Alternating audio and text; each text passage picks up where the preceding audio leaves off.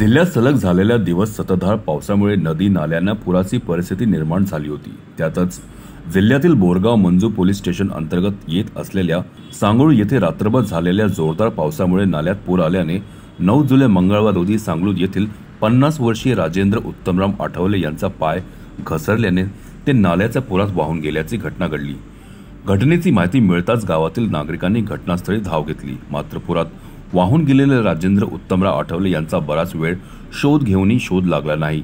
सदर घटनेची माहिती बोरगाव मंजू पोलीस स्टेशनला कळताच बोरगाव मंजू पोलीस पथक घटनास्थळी दाखल झाले व घटनेची माहिती वीर भगतसिंग आपत्कालीन शोध बचाव पथकाला देऊन पाचारण करून घेतले।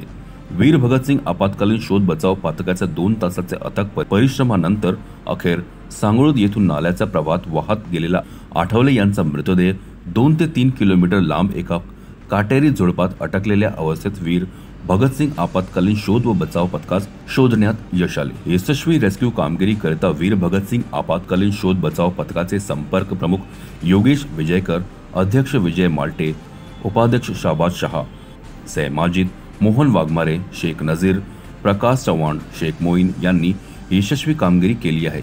यावेळी घटनास्थळी बोरगाव मंजू पोलीस स्टेशनचे पोलीस निरीक्षक मनोज केदारे, सांगळूरचे सरपंच रणजित काळे, योगेश काटकर आदी उपस्थित होते।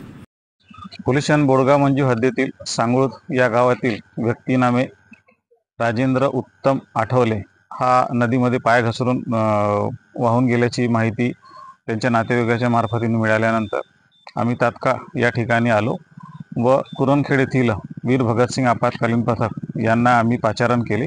ती सर्व टीम्स या ठिकाणी आले।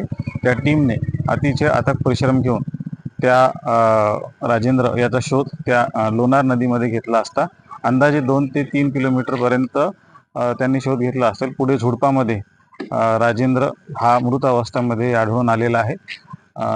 सदर मृतदेह आम्ही ताब्यात घेतला असून पुढील पोलीस कारवाई आमची सुरू आहे। Cameraman Shyam Wadkar, Pratik Kurekar, CN news Akola.